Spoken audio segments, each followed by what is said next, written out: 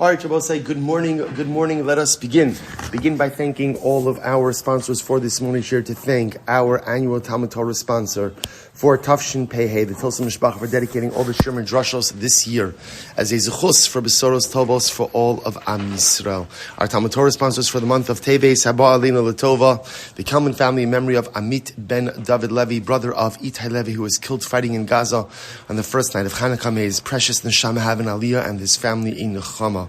Our Daf Yomi sponsors for today, Baruch and Bracha Rivkin, in honor of the yahrzeit of Harav Ruvain ben Tzvi, Rabbi Ruvain Rivkin, Zichron Levrach. We hope that in the merit of our Talmud Torah, all of the Neshamas have an Aliyah, the families in Nechama, all those in the refuah should have one together with Kol Cholei Yisrael. HaKadosh Baruch Hu Mirza Hashem should bring home our hostages b'shalom and b'karav, and we wait with bated breath for the hopefully Besoros Tovos and Mirza Hashem today for the return of incredible, beautiful neshamas Emeretz Hashem to their families, to their people, to their land today. We hope that Emeretz Hashem, the schus of our Torah, holy soldiers, will be successful. B'chol ma'aseh yedeihem. We should just be zocha Emeretz Hashem to share brachos for all of Klal Yisrael. So today's daf is Lamed Gimel 33. So we are picking up Emeretz Hashem on Lamed Beis. Lamed Beis, great daf yesterday. We are picking up at the two dots into the wide lines, 3 lines into the wide lines. The Gemara says, Dinei Mamanis Poschin. So remember again, the Gemara said as follows, that when it comes to Dinei Mamanis, we do not go ahead and skew the halacha. When it comes to Dinei Nefashos, when it comes to capital cases, we do try to skew the ruling in the merit, ultimately again, of the accused. So the Gemara says, Hey Amrina. So how do we do that? So it says the Gemara, Amrav Yehuda, Hachi Amrina Lahu, Mi Yemer Kedegam Risu. So we'll say, so imagine the following scenario. Imagine that halacha l'maisa again, Reuven is accused of killing Shimon. So what ends up happening? So witnesses come along. Obviously, the way that the Din Torah gets started is that witnesses come and they say, "We saw Reuven went to go ahead and kill Shimon." So the Gemara says that the Beis Din says to the witnesses, "Who says you're right? Who says you're right?" That's how we start. In other words, who says you're correct?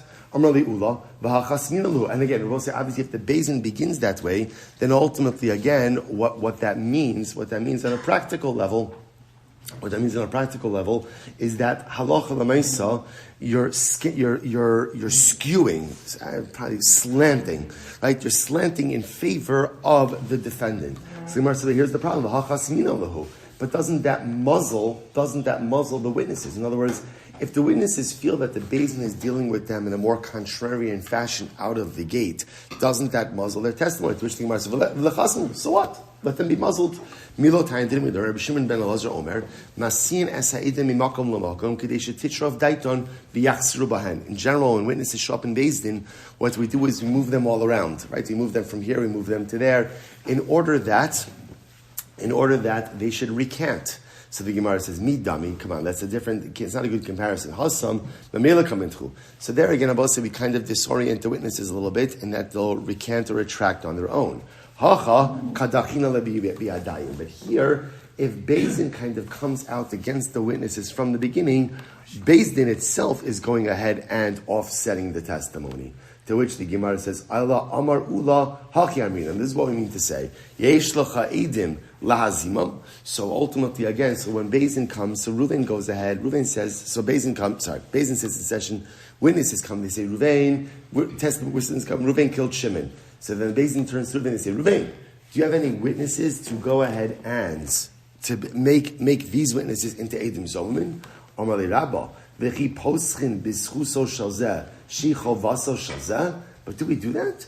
Do we go ahead and understand in this effort to go ahead and defend Reuven, who's the defendant, right? In the effort to defend the accused, you're essentially casting doubt upon the witnesses who are coming forward and kind of casting them in the role of potential Edim Zomin. So the Gemara says, Umi havi chavasa, but even if they are Zomin, it's not such a big deal. Why? Vatran, we learn, Ein Edim Zomin neheragin ad yigmar hadin.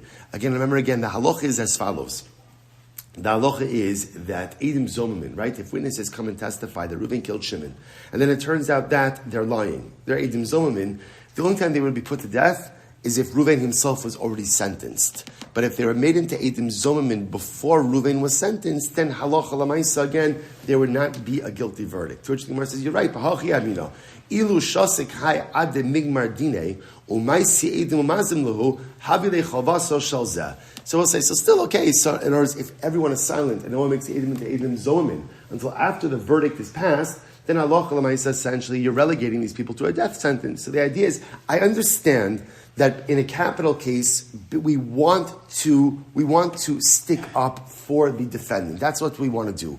We want to be able to advocate on behalf of the defendant. But you can't advocate on behalf of the defendant in a way that puts someone else at a disadvantage. So very nice, you want to advocate on behalf of the defendant. What about the fact that you're casting aspersions on the Eidim? So rather what we say is like this. When witnesses show up in Beis Din and the witnesses say we saw Reuven kill Shimon, so now what happens? We go ahead and... Sorry, don't worry about it. Just maybe I can't see the Zoom camera. All good. So let's say, so what happens? So rather Rabbah says, so witnesses show up in Beis Din and the witnesses say, we saw Reuven kill Shimon. Beis Din turns to Reuven and say, Reuven, do you have any witnesses who would contradict these witnesses? Now remember, not make them into Eidim Zomin, simply contradict them. Rav Kana Amar Medivrayim Nizdacha Plori. Rav Kana says what Beis Din says is like this. Beis Din says that when the witnesses first come to testify that Reuven killed Shimon, so Beis Din says, we think that Reuven's going to be found innocent. In other words, after the witnesses say we saw Reuven kill Shimon, Beis Din says, but we think that we're going to be able to find the schos to exonerate Reuven. Amar Abaye v'Rav Damar Tavayu Amri Lei Ilo Katlis Lo Titchol. So Abaye and Rav essentially say like this: that what the Beis Din says is, they say Beis Din says to Reuven, there's nothing to worry about. If you didn't do anything wrong, nothing bad is going to happen to you. That's how we go ahead and give chizik ultimately again to Reuven. So we'll say, so just to understand what's happening over here. The Mishnah said that in a capital case, and this is just fascinating, and it tells you how reluctant a Beis Din is to put someone to death. So essentially, Beis Din out of the gate advocates on behalf of the defendant. That's what's happening over here. And so we're just trying to figure out how does that advocacy take form. So this last position of Abaye and Rava is essentially Beis Din says to Reuven. So again, just to understand how all of this gets started, right? Reuven walks into Beis Din. The witnesses come. What do the witnesses say? First order of business, right? We saw Reuven kill Shimon. That's what the witnesses are saying. At that moment, Rabbi and Rava says, Beis Din turns to Reuven and says, Reuven, if you didn't do anything wrong, you have nothing to worry about. Somehow, some way, the truth will come out, and you have nothing to worry about in these proceedings.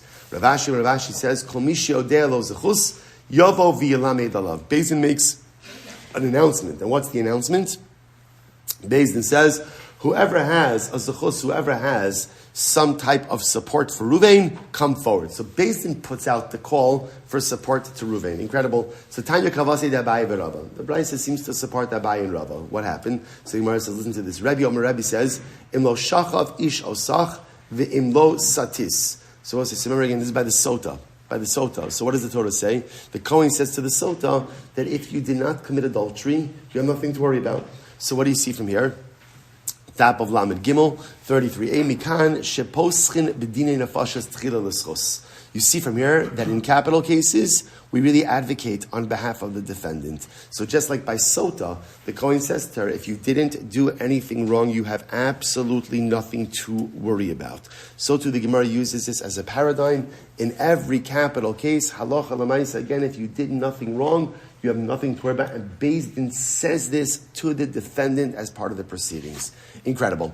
Dinei mamanas machzirin. So we'll say, remember again, we saw in the Mishnah that by Dinei mamanas, if it turns out that the din was adjudicated incorrectly, machzirin, we could go ahead and go back and essentially reverse it. Says the Gemara, really, is that true or minhu? Or is a kasha donas hadin? If it Beis Din adjudicated the case, zika esachayiv chiyev esazakai time esatar tira esatime masha asa asui v'yishami beiso. You know, we learned that Allah Brisa says that if Beis Din adjudicates a case and they make a mistake. How do they make a mistake? Again, they said the one who was chayiv is pater, the one who was pater is chayiv, tamei tar. They made a mistake. What happens when Beis Din makes a mistake? We don't reverse the ruling, but the judges become personally liable to make it up to the aggrieved, to the wronged party. So you see, it contradicts our Mishnah. Our Mishnah says that you can reverse an erroneous ruling. Here, the Brisa says you can't reverse an erroneous ruling. What's going on over here? Am Rabbi Yosef Lokashya kan b'mumcha, kan b'she'ena mumcha. So this is fascinating. One is talking about an expert judge, and one is talking about the non-expert judge. Now, what does that mean? Take a look at Rashi. Mumcha, second line from the top. Yesh bo koach lachzor, v'lo matzi l'meimar lei baldin ana, ki taima kama didach avidno. So we're supposed to listen to this. In a case of an expert judge, if he made a mistake, so again, Beis Din has the right to reverse their ruling. Interestingly enough, in a non-expert judge, this is fascinating, Rashi points out, he doesn't have the ability to reverse his ruling. Why? Because since he's not an expert, who's to say that the reversal is any better than the first ruling? See, in an expert judge, he has the capacity and the ability to deliver a proper ruling. So if he makes a mistake, it's reversible. Non-expert judge, it's not reversible because since there's a lack of expertise, who says the second one will be any better than the first one? Is that true? Is that true that by an expert judge we could reverse a ruling? V'hakatani, we learned im haya mumcha lebeis din pater mi l'shalem. Also, we learn that if somebody was a mumcha to Beis Din, right? Somebody was a mumcha, right? Pater mi l'shalem. Ultimately, again, they are exempt from going ahead and paying. So in other words, we'll say, so what this means is that if a mumcha goes ahead and makes a mistake, pater mi l'shalem means he's not personally liable. Now, the only time you would say that a judge is not personally liable is when? If they're not reversing the decision. Because again, otherwise, if a dayan Beis Din made a mistake, let them just go back and reverse the decision. The fact that the Braisa here says that a mumcha as pater mi l'shalem seems to indicate to us that even a mumcha, even an expert, doesn't reverse their decision. Amar Nachman, no. Kan sheyesh gadol himena b'chachma b'minyan, kan shein gadol himena b'chachma b'minyan. One case is talking about, take a look at Rashi. Rashi says over, yesh gadol himenu, osa gadol machzir devarav shel zeh. If there's a greater judge, so that greater judge has the ability to reverse the decision of the lesser judge. But if there's no greater judge, then ultimately, again, it remains irreversible. Incredible. So Rav Shesha says, Kan is very interesting. Kan, and we'll say this is going to be halacha l'maisa. Kan sheta b'dvar mishnah, kan sheta b'shikol hadas. Everything depends on the nature of the mistake which was made. If the judge made a mistake with what we call dvar mishnah, what's the dvar mishnah? Something that is explicit. Right? So again, we'll say there's just such a concept of human error. So in human error, again, a judge can make a mistake. We're saying that as an explicit halacha.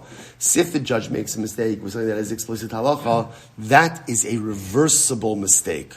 Masha'en kein, if he makes a mistake with shikol hadas. What's shikol hadas? Something which requires, what's the right word?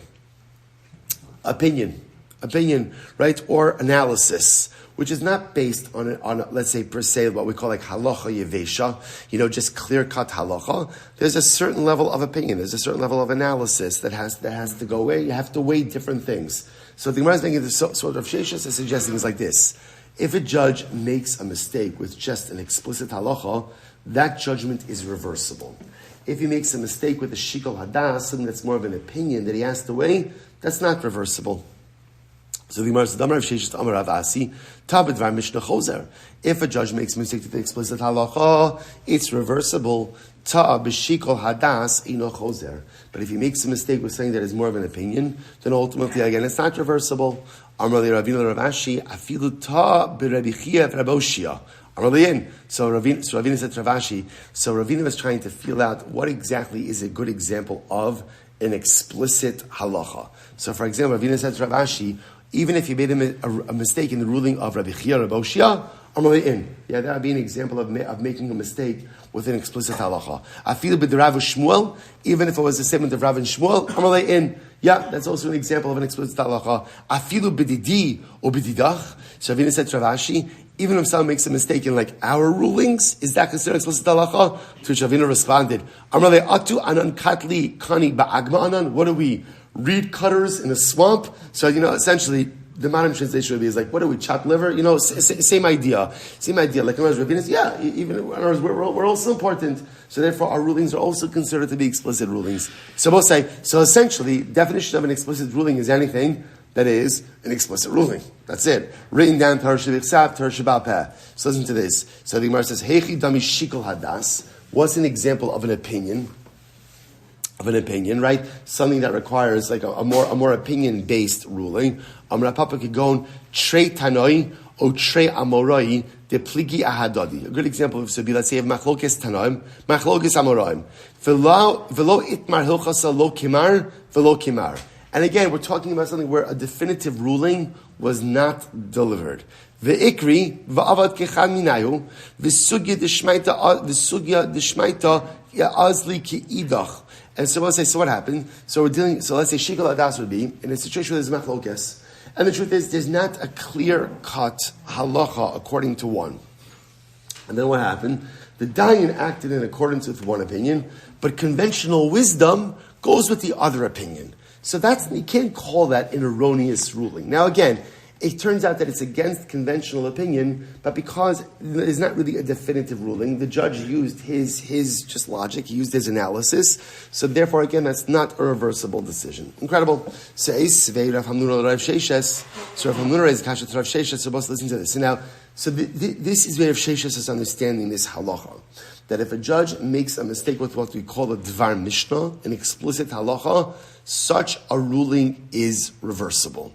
He makes a mistake with an opinion-based ruling, it's not reversible. Okay, so now Eisir Rav Hamnuna Rav Sheshes, so Rav Hamnuna is Kashat Rav Sheshes, Maise bePara Shal Beis Menachem Shenitla Ha'ein Shala Ve'echid Rabbi Tarfon L'Klavim. So let's listen to this. One time, somebody came to Rabbi Tarfon with a shaila about an animal. This animal had its uterus removed. The animal had the uterus removed. Rabbi Tarfon declared the animal was a treifa. Now remember again, when an animal is a treifa, you're not allowed to eat it. Even if it has proper shchita, you're still not allowed to eat it. So Rabbi Tarfon ruled that an animal that had uterus removed, ultimately again was a treifa, and therefore again it means he had it fed to the dogs. In other words, you can get benefit from it, right? You could try benefit from it, but you can't eat it. Okay? This case came before the Chum in Yavne, V'tirua, and the Chum said it's not a treifa. They disagreed with Rabbi Tarfon, right? They said it's not a treif at all. Sha'amar tudos harofe, because Todos, the doctor, said, Ein para v'chazira yotze me'Alexandria shal Mitzrayim, ela im kein chotchin ha'im shalo, kedei shalo teleid. So apparently, again, it was common practice in Alexandria that they would remove the uterus from the cow so that it shouldn't become pregnant. Right? And yet the animal is not a treifa. So they were citing medical knowledge that obviously an animal like this is not a treifa. So it turns out that Rabbi Tarfon ruled erroneously. Rabbi Tarfon says, Halcha chamarcha Tarfon. So essentially Rabbi Tarfon said, Tarfon, there goes your donkey. Now what that meant was Rabbi Tarfon thought that he was going to have to sell off his possessions in order to pay back the owner of the cow, right? Because remember again, by declaring the cow a treifa, he effectively deprived the owner of consuming that animal. That's a loss. So Tarfon said, Tarfon, there goes your donkey. You have to sell off your possessions in order to go ahead and pay back the wronged party. Rabbi Akiva says, no. Patrata. Akiva says, calm down, you're fine. Because anyone who's an expert judge, by definition, is pater from paying. So we're going to analyze this concept a little bit more, because essentially what there is it's kind of like a little bit like a malpractice insurance, right? That halacha has to cover people when they make mistakes, because otherwise no one's ever going to want to do things for communal service, right? So if the dayan, so Rabbi Akiva says, Rabbi Tarfon, you're covered, you're fine, you don't have to pay anything. Because anyone who is an expert to the masses, ultimately, again, does not have to go ahead and pay back. So the Gemara says, fine. But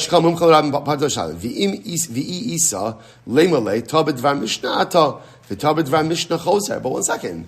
It's even easier. If Rabbi Tarfon really did make a mistake, and this is a mistake with an explicit halacha, let Rabbi Tarfon just go back and reverse the decision. In other words, this is reversible. So since it's reversible, let him just go back and say, I made a mistake, right? I made a mistake. That's all there is to say. So the Gemara says, Chada va'od kamar. Rabbi Akiva was telling Rabbi Tarfon two things. Chada, the tabed ra mishnah ata, the tabed ra mishnah choser. First of all, Rabbi Tarfon, calm down. Just reverse the decision. You're good to go. Just reverse it. This is reversible. Reverse it. Don't look for anything. Furthermore, va'od inam b'shikol adas. Even if this was an opinion-based ruling, even in that case, right, and you made a mistake, first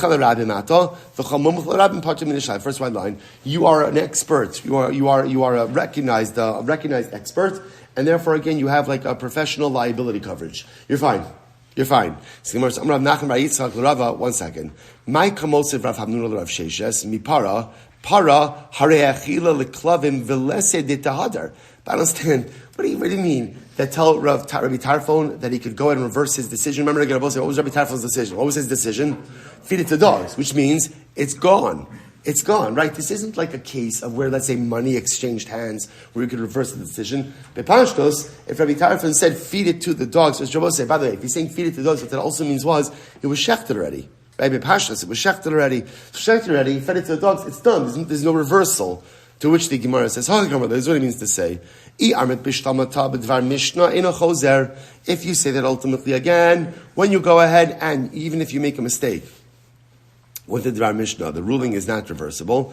Alma kam dina. Therefore, again, the ruling stands. Hainu de kamaf Rabbi Tarfon. That's Rabbi Tarfon was upset. The Amar le ihum, and Rabbi Kiva comes and says to him, "Mumcha lebezin ata va'ata pacha milashalem." So Rabbi Tarfon now it makes sense. In other words, if you hold that Tab Dvar Mishnah doesn't go back, doesn't reverse, then Rabbi Tarfon is all upset because he thinks he's going to be on the hook, right? And Rabbi Kiva comes along and tells him, "Don't worry about it. You are a mumcha, and therefore, again, you have no personal liability." However, Elai Amrit Tab Dvar Mishnah chozer. But if you say that when a dayan makes a mistake in an explicit halacha, it is reversible.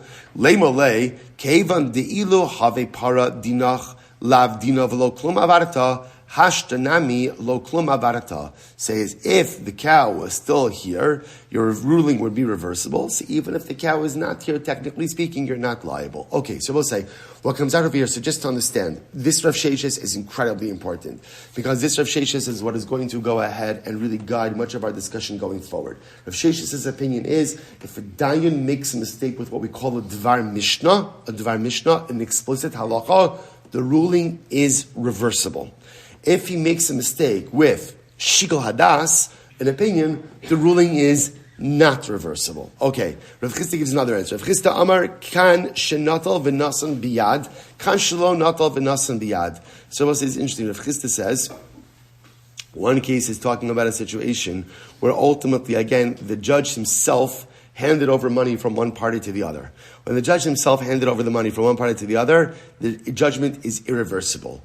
When ultimately, again, the judge himself did not hand over the money from one party to the other. Rather, as Rashi says, "Elotziva lebaldin v'asame atzmo." So again, if the judge just instructed one of the parties to hand over money to the other party, then that ruling is reversible. So it says the Gemara, Bishlama Chiyeves Hazakai. So again, in the case where it says he went ahead and he made the innocent party liable, that makes sense. Kegon Shenatal V'Nasan Biyad. So again, that would mean the dayan took money from one party and gave it over to the other.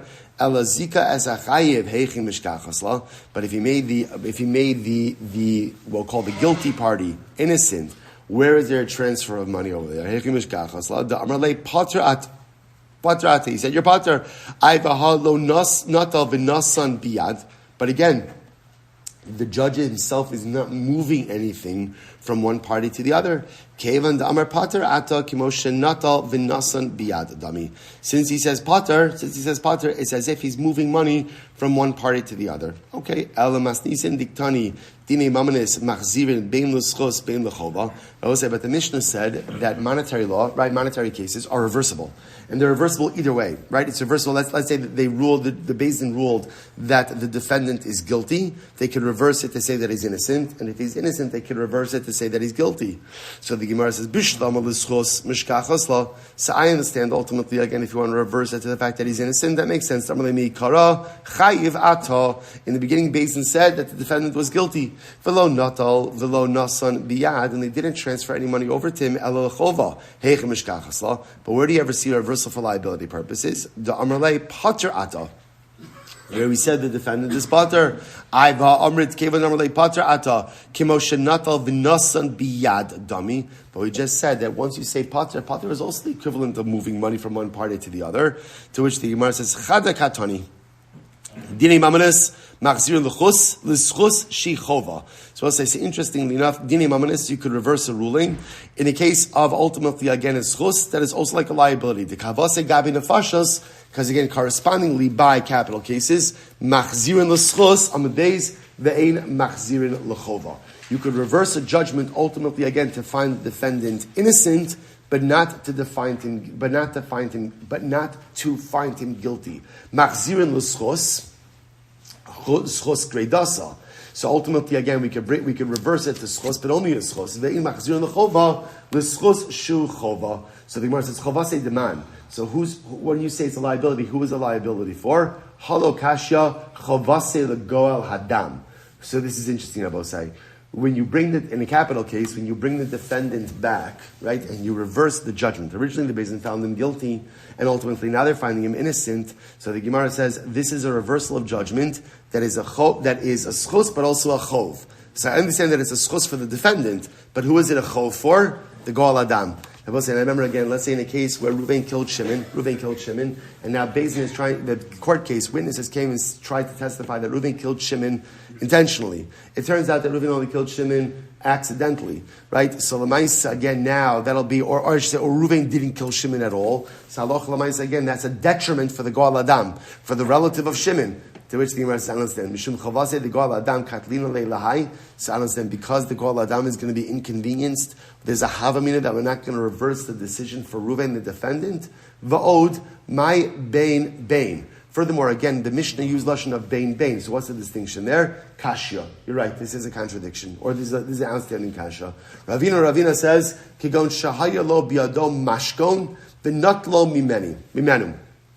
Ravina says the case could be ultimately again where there was collateral, and the collateral was moved from one party to the other.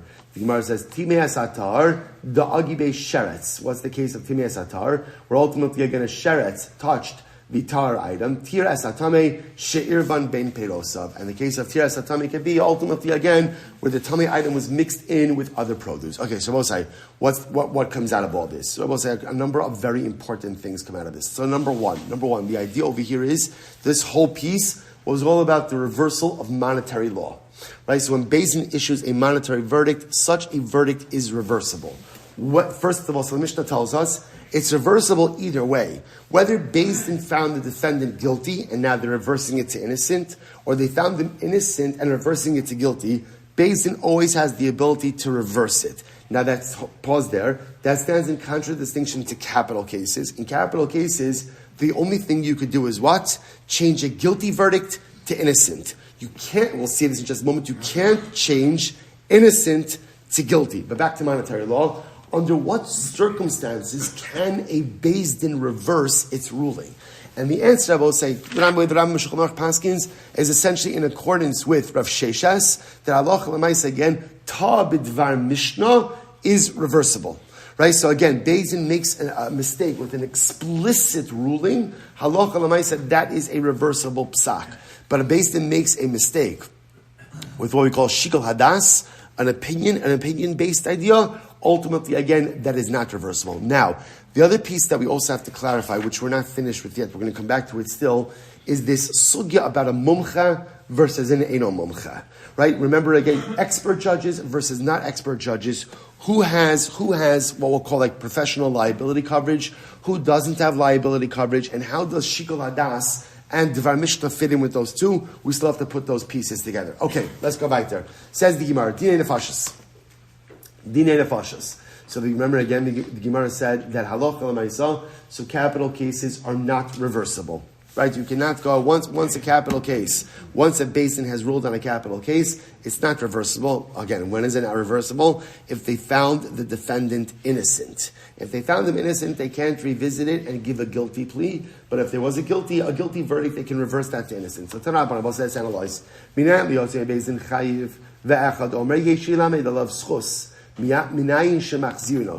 an interesting halacha over here. How do we know that if someone left Beis Din and they're chayiv, right? So someone went ahead and was found guilty in Beis Din, and then what happens? Now this is a capital case, and then someone comes along and says, "1 second, you found Reuven guilty of killing Shimon.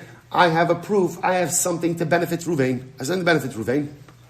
How do we know? How do we know that we revisit the case and listen to the testimony again? Talmud Lomar Noki al Tarok. So Pasuk says if someone's innocent, don't kill him. So therefore, again, if there's any grounds that the individual is innocent, we're going to rehear and re-listen to that case. What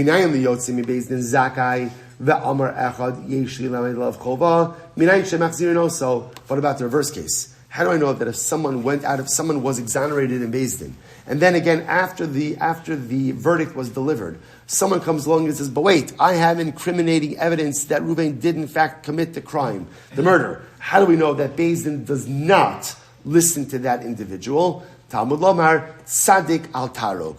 The pasuk says essentially, once someone's been found to be a tzaddik, ultimately, again, do not go ahead and kill him. I will say, it's interesting, by the way. I'll just point out this lashon of tzaddik al tarog, right? That here, listen how the Gemara is using it. The Gemara is using it that Allah, again, Reuven was accused of killing Shimon, right? Then there's this whole din Torah. So it turns out that Reuven was exonerated, okay? Now what happens? After he's exonerated, so someone else comes along and says, I have incriminating testimony about Reuven. So what does Beis Din say? Not listening to you. Why? Because tzaddik al tarog.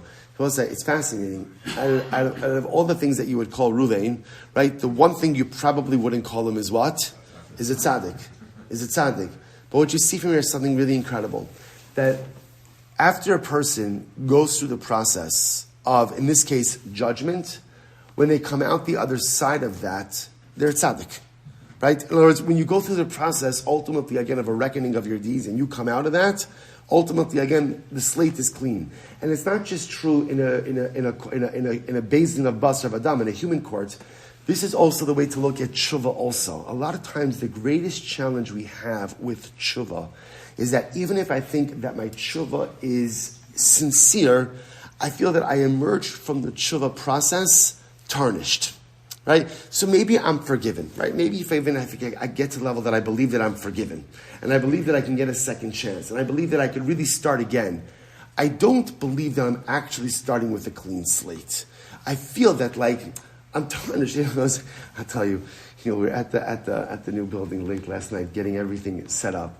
So it's so funny. I find myself telling people don't put your hands on the walls, right? And things don't stop. Move the chairs away a little bit. Because what happens when something is new and something is beautiful? First of all, every single scratch. I think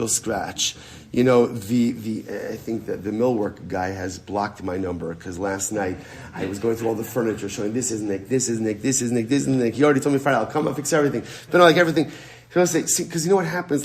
Sometimes when something is new, it's beautiful, it's pristine. But to be honest, we don't feel like we're new. And even when I do tshuva, I don't really feel new. I feel nicked, and I feel tarnished, and I feel damaged. Okay, Kadosh Baruch Hu is not going to kill me because of my averos. He's forgiven me that. But what the pasuk is saying is tzaddik al tarog. After a person goes through their due process, what are they? Not simply innocent, but what? A tzaddik. Reuven had his day in court. The court found him innocent. Therefore, again, after he's innocent, he's a tzaddik. I engage in the process of tshuva. When I come out to that process, we'll say it's so important. When I come out of that process, it's not just the pshat that when I come out of tshuva, so that now I am not liable to punishment. I'm a tzaddik. And if we could think of ourselves as tzaddikim, when we come out on the other side of the tshuva process, then that gives us a whole new perspective on who and what we are, and a whole new perspective on what we could accomplish. When Reuven steps out of Beis Din, and he's been exonerated, he's not simply innocent, he's a tzaddik. When I do real tshuva, I'm not just simply exonerated and free from liability and culpability, I am a tzaddik. And as a tzaddik, I could accomplish, I could be, and I can do whatever I want. I just have to make sure that I see myself through the right lens. It's so incredible. All right, Amram Sir Barashi. V'chilufa lemesis. Now, the one exception to this rule is the mesis. So we'll say, who's the mesis? The mesis is the guy who incites people to worship Avodah Zarah. Now, that's also a capital case. We saw this already earlier in the Masechta. That whereas normally in capital cases, we just saw Beis Din will advocate on behalf of the defendant. They absolutely will.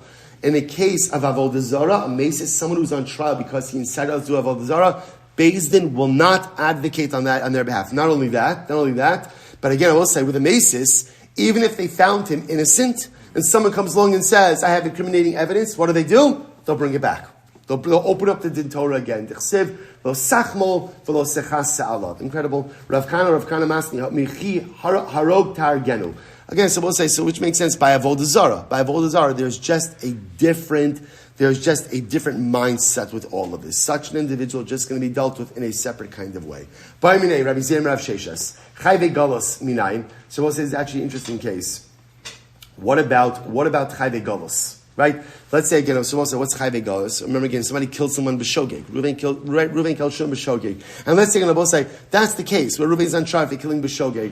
What happens now if they find him innocent? They find him innocent, and then as he's leaving court, someone comes along and says, wait, I have incriminating evidence about Reuven. So do we open up the trial again? Asya, rotzeach. We make a gzir shav, rotzeach. It says rotzeach by chayve galus, rotzeach by a murder. Essentially, we treat a galus case like a capital case. A capital case, and therefore, again, once he's exonerated, we don't open it up again. Obviously, if he's been found liable, we will open it up again. Chayve malchus. What if somebody's chayve malchus?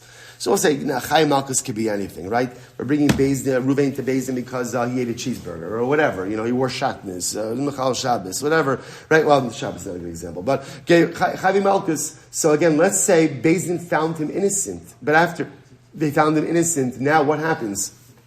They want to go ahead and now someone comes with incriminating evidence. Asya Rasha.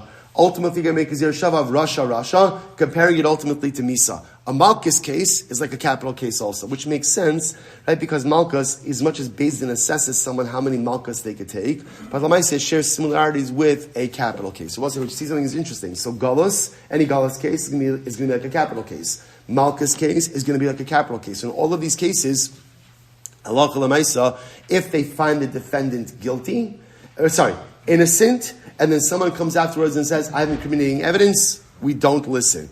Conversely, if they found him guilty, and someone says, I have evidence to exonerate, we will open it up again. Taina Yachid writes that supports this. Chayve galios minayin, asya rotzeach. Chayve malkios minayin, asya rasha. Okay, so we'll say, so therefore, halacha l'maisa, what comes out of here is as follows, that therefore, again, by all capital cases, if they find the defendant innocent, we don't revisit the case, even if someone else comes forward with other testimony. But if we found them guilty, we will revisit it.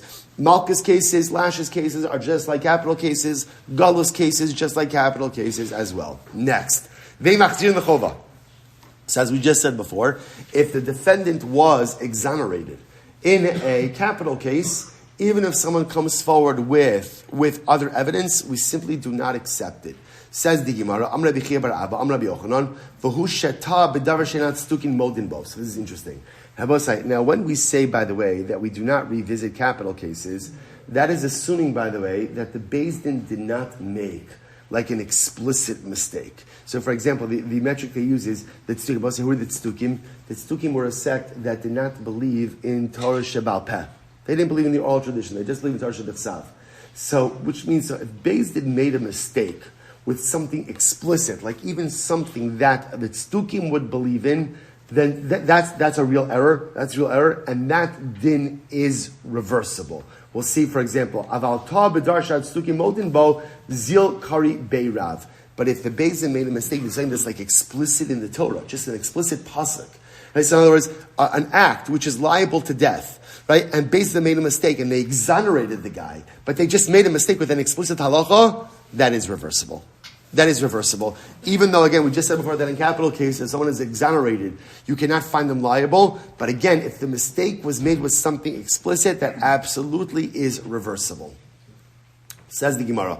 So who boy mine Rabbi Chia Rabbi Yochanan ta b'noif v'no efes ma'u.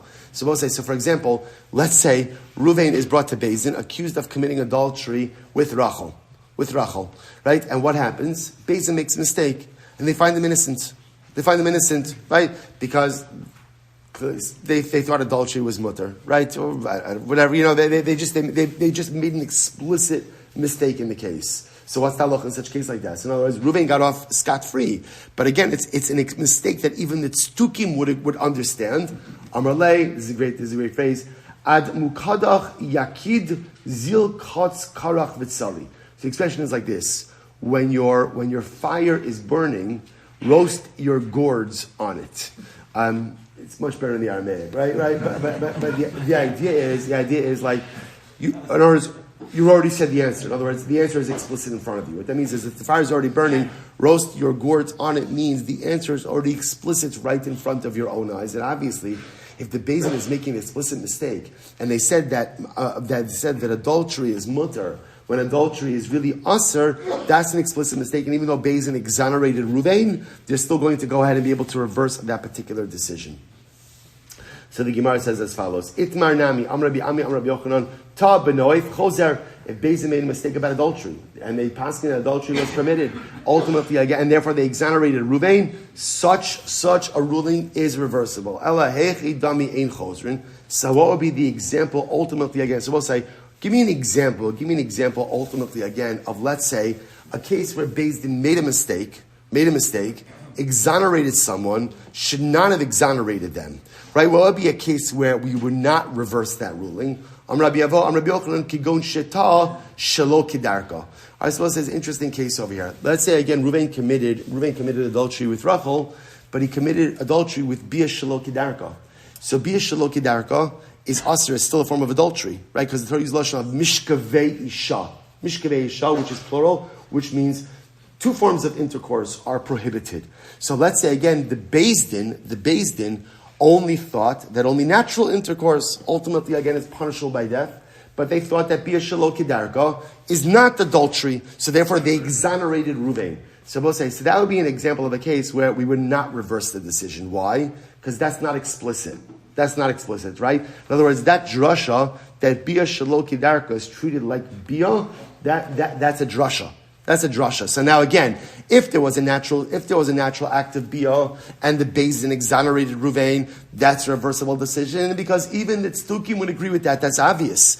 But again, in a more nuanced mistake, for example, they thought Bia Shelo Kidarka is mutter. That's not written in the Torah. It's a drasha. Such a mistake like that ultimately again would not be reversible. All right, we'll say, we're going to start. I have a Hakamas Matsever this morning, so we're going to stop over here just a few moments early.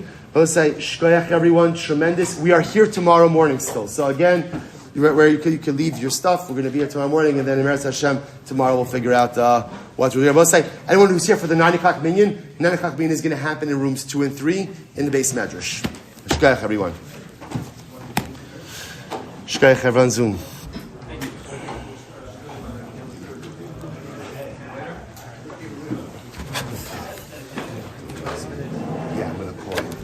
Get in my car.